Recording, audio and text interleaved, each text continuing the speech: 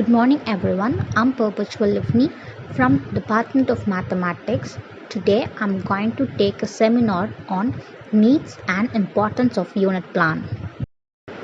Before going to the topic, let's see what is unit plan first.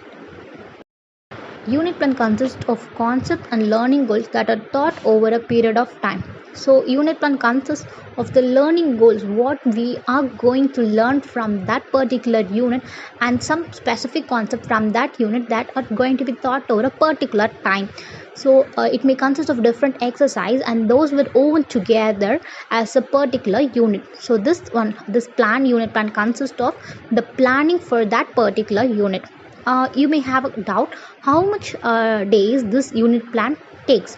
So the unit plan lasts for 2 or 3 weeks, or sometimes it may be longer depending on the exercise that the particular unit has. Some units may have 2 exercise, and whereas some units may have 10 exercise. So depending on the exercise and the stuff's content present in that unit, the unit plan may take somewhat extra times also.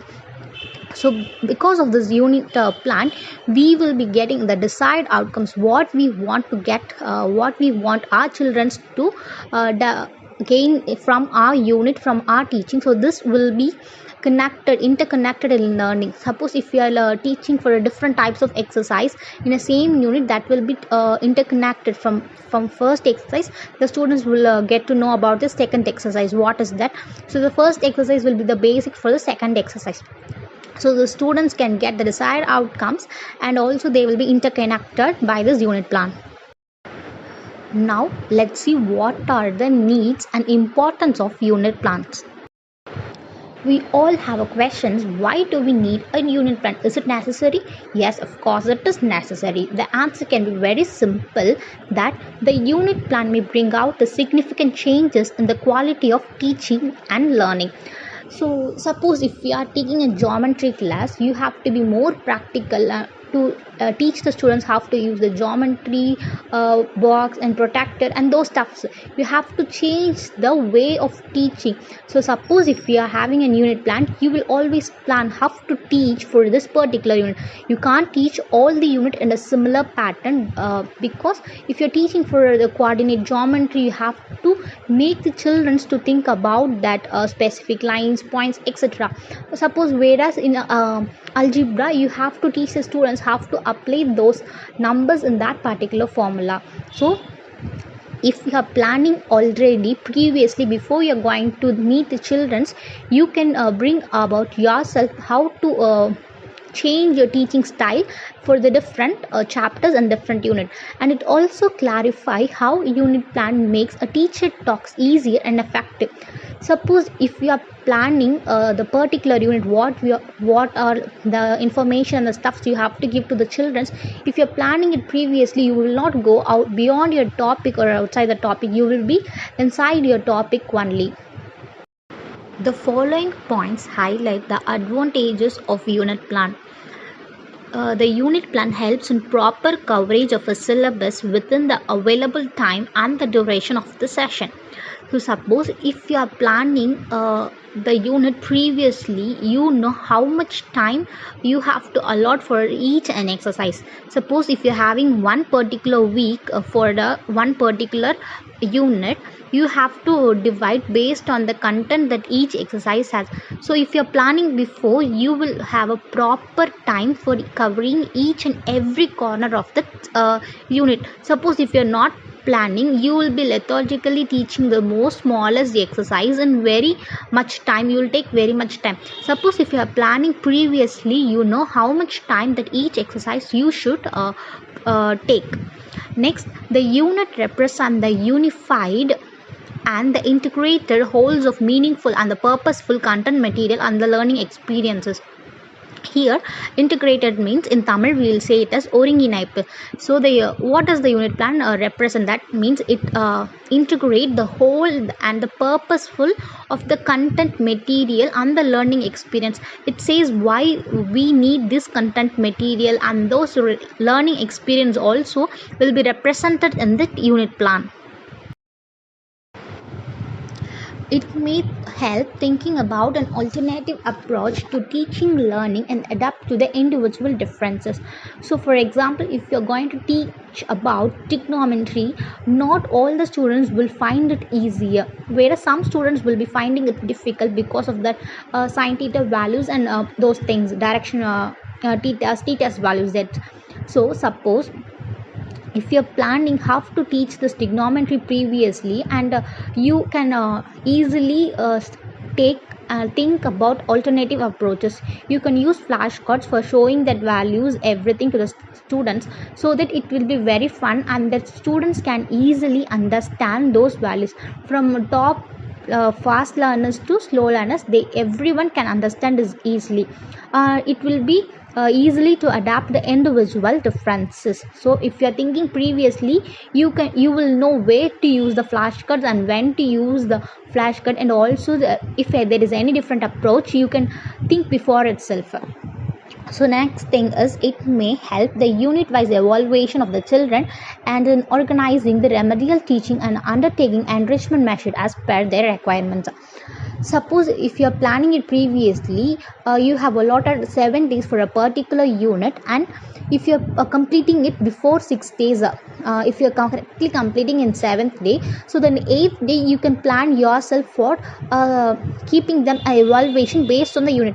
After completion of each unit, if you are planning for keep an evaluation, you will come to know how much students have learned about that.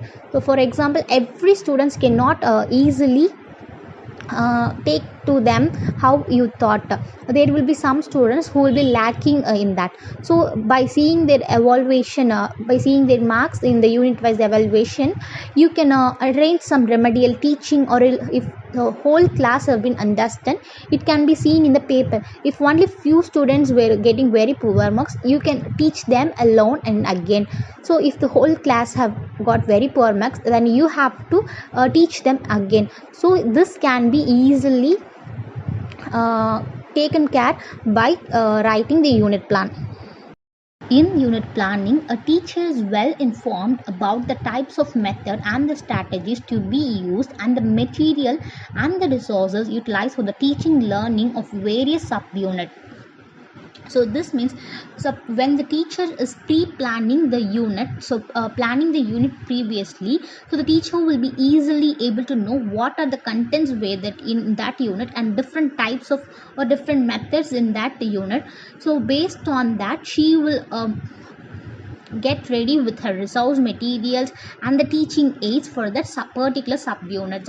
For example, if the teacher is going to take about sets, in sets there will be many sets, null sets, empty sets, intersection set, many will be there. So if the teacher is known or planned previously about these things, it will be very easy for the teacher to use this resource material to the children.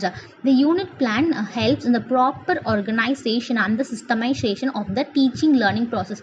So when the teacher is planning for a unit, so the teacher knows how to present the flashcard and when to present the flashcard in a systemization process.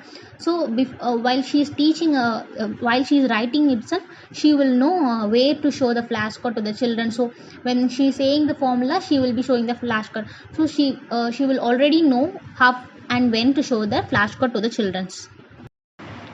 A teacher has a prior knowledge of the task and the activities to be executed for teaching and learning of the units and subunit. So the teacher will have a prior knowledge of the task and activities. So for example, if the teacher is teaching the geometry, she will make the students to draw the geometry as a homework. So she knows what task and activities to be given to the children when she is planning about the units, and also each subunits may have different task assessment, and she knows that previously because of that unit plan.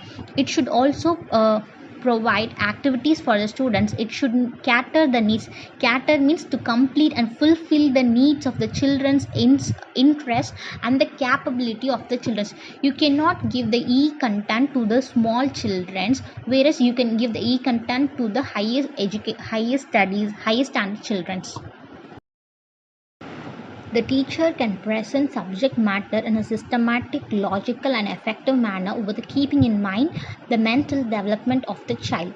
So if the teacher is teaching for 6th standard, she know how little the children will be and about the development and the mental stage of the children, so she can plan on their stage how the 6th standard children will understand. For example, if you're teaching for a circle area of a circle something to the kids, so you can show them the circle wall so that the children will be very actively interestingly listening to your classes. So it provides an opportunity to the teacher to do experiment with his over ideas collaboration with the people.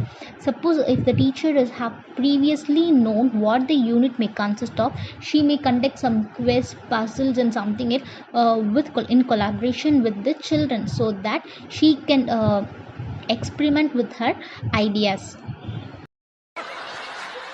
ஏய் மாமா நான் தான் ஜெயிக்க ஐ போறேன். Love you.